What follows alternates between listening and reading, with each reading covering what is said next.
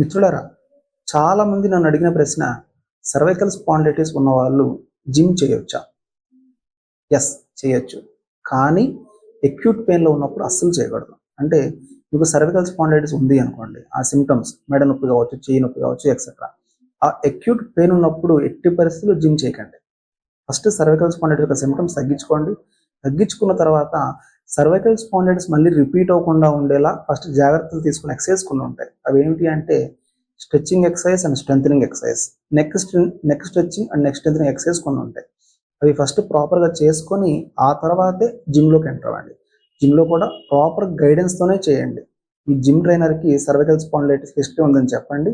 ఆ తర్వాత జిమ్ చేయండి. జిమ్లో కూడా స్పెసిఫిక్గా ఒక్క ఎక్సర్సైజ్ అసలు చేయకండి. అవి ఏమిటి అంటే weight lifting, weight training exercise, అంటే కింద నుంచి బరువులు మోసే ఎక్సర్సైజ్ కొన్ని ఉంటాయి చేతులతోటి.